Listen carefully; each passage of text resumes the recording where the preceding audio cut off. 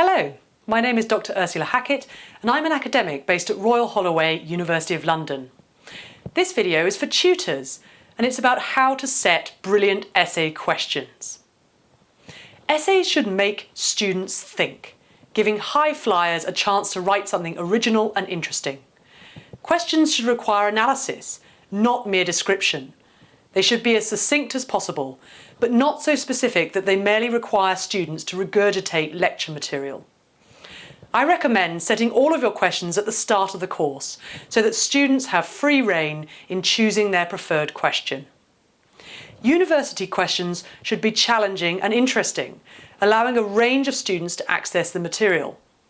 In particular, you don't want to cater to the less able students at the expense of boring the stronger ones. I hate questions that are too narrowly tied to remembering what has been said in lectures. You'll get boring essays and they'll be very similar. Much better to offer a question that isn't directly addressed, but which could be addressed with the material they've read. Something that makes them actually think and offers the brighter students a chance to put their own stamp on an answer. Overly specific and close-ended questions are better suited to classroom quizzes. From 1998 to 2016, which industry spent the most on lobbying the federal government? What proportion of Roman emperors were assassinated? What is Daniel Dennett's position on animal consciousness? Simply recalling facts is a low-level skill. There's no need to give descriptive questions for essay tasks. Students will still recall and reference key facts in more open-ended and analytical essays, but their answers will be far more interesting. When do interest groups subvert or damage democratic government? Why were so many Roman emperors assassinated? How do animals think? Instead of asking students to recall specific readings, it's often better to provide a more general steer towards a certain body of scholarly literature. Students will still need to recall specific readings as part of their answers, but they'll be able to bring in other readings and contrast them more freely. The result? A wider range of answers, rather than dozens of identical literature reviews, which will help to keep you awake during the long hours of marking. For example, asking, "What is Skowronek's theory of presidential leadership?" merely invites students to recall Skowronek's theory. But consider something like, "How do presidents make politics?" This question provides an obvious steer towards Skowronek's work. He talks about presidents making politics, but gives students the freedom to bring in other presidency scholars too. They could choose to focus entirely on one scholar or make the account comparative. One exception will be when your question is a direct quotation from a specific author. For example, "The highest flights of charity, devotion, trust, patience, bravery to which the wings of human nature have spread themselves have been flown for religious ideals." William James. Discuss.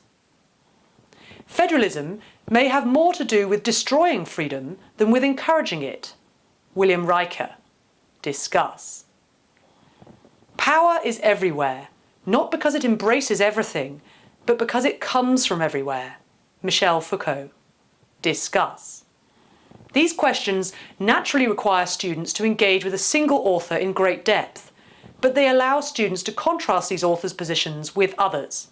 There's a big difference between a juicy quotation and a prescriptive, closed-ended question.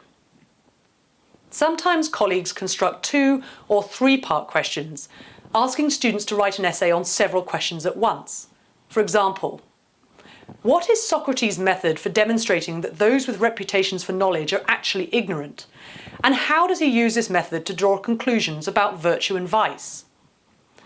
What powers does the Constitution specifically provide for the President?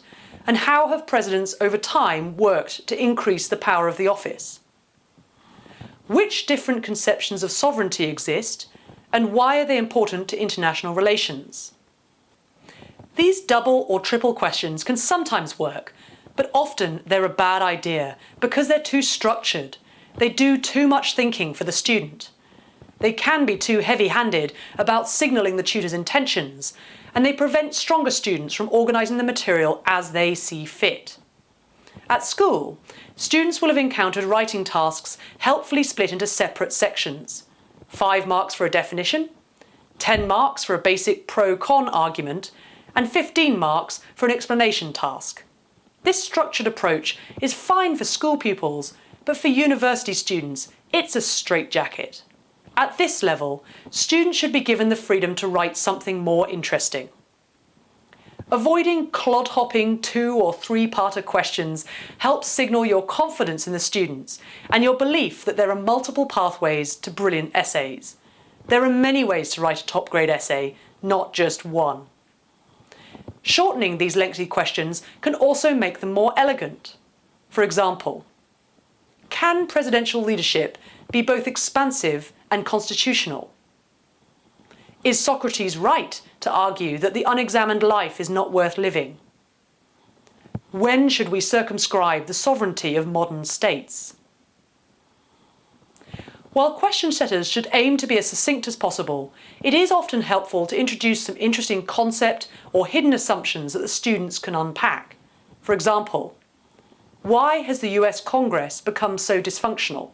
Require students to think about what dysfunctionality looks like, how they operationalise it, and so on. Does the state inhibit or enable personal freedom? Implies that these options are mutually exclusive and collectively exhaustive. But are they? In what sense is David Hume a skeptic with regard to the existence of external bodies? Implies that there is at least some sense in which Hume is indeed a skeptic.